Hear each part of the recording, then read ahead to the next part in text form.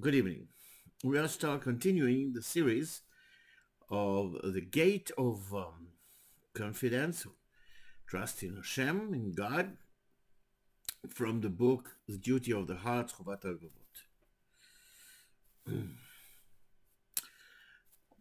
And we continues here, saying, if a person is trusting his great wealth, it will be removed from him.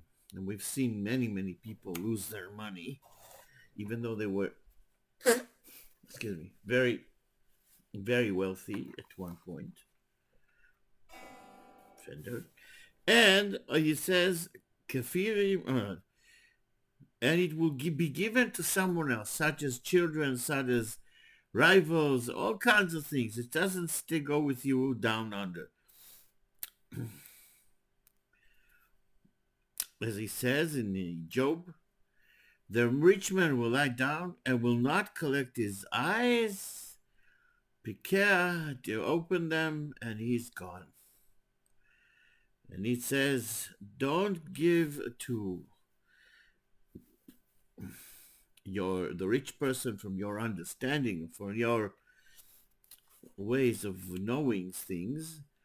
And he says, your eyes are going to see him and get tired, and he's gone. That is to say, which is very important. It is paramount, almost as the segment before. It's paramount is that people trust money and make all kinds of excuses, yeah, to harm each other and to do all sorts of issues and cross all kinds of lines in the name of the almighty buck. As is very negative and very detrimental to the person's self, even if there are no seeming consequences. There always are. I was mishandled terribly by people, some of whom had money, and just as much as I suffered, they suffered even more. Says another thing. It says in the prophet Jeremiah, in the midst of this life, half days, it will be he'll have to leave the money, or he will be prevented from enjoying it, as the Kohelet King Shlomo Melech says, Elohim will not give him to be in charge of it, and this is only is also as a deposit in the man who is called rich, until it will be returned to the person who is worthy of it. And it says to the sinner, he gave the idea to collect and to bring together that wealth to give for someone who is better than him, better before a God. A person will prepare, and a tzaddik will bury this, and he will deliver or sell or divide clean money. There's nothing more important than being honest in business, because otherwise there's so many pitfalls coming down, especially when the items are large, such as real estate or airplanes or ships or whatever. The ticket, the larger the ticket, there's more danger there is of slipping up and doing things which one should not.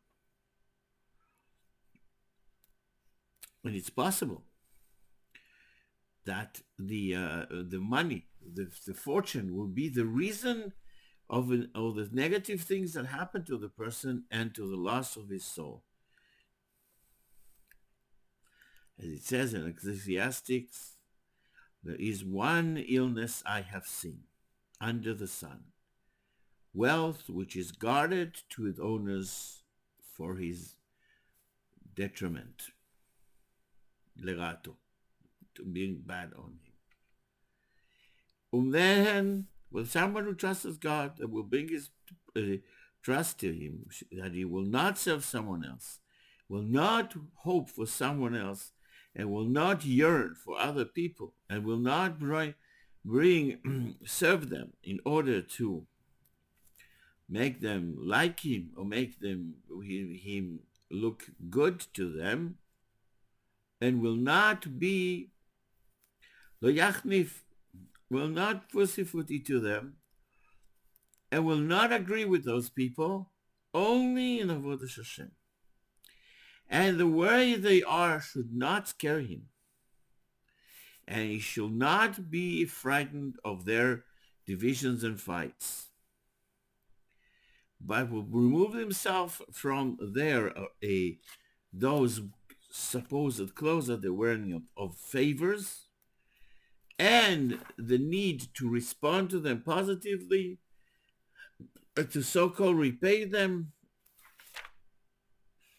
And if he's chastising them, which I do, he should not be careful with their honor, and will shame them, and will not be shamed of them, and not will beautify the lie to them. As the prophet Isaiah says, Hashem will help me, and therefore I will not be ashamed. But I put my face as a rock, and I know that I will not be ashamed. In Yechezkel it says, don't worry, be afraid of them and their words. And from their words, don't be afraid. And you won't dread them. And don't dread them like a rock, stronger, like this little worm that split up the rocks for Beit HaMikdash, called Shamir. Stronger than the hardest rock, I gave your forehead. And a person who is gay is rich, and he trusts Hashem, that trust will bring him to remove his heart, to clear his heart from the matters of this world, and to unify his heart only to the matters of serving Hashem, and his tranquility and his a happy heart and very little worry for these matters of this world. He would say that Hashem, what he understands, who can tell, he can change silver to gold and copper and to copper to silver through wisdom and chemistry.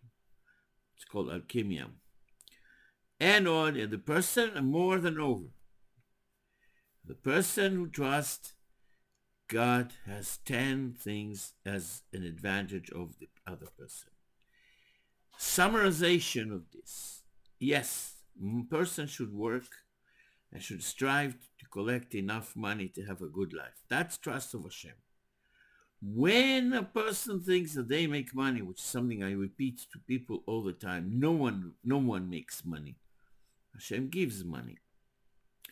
When a person trusts Hashem, he or she will be rewarded with everything they need, including monetary affairs and comfort of living.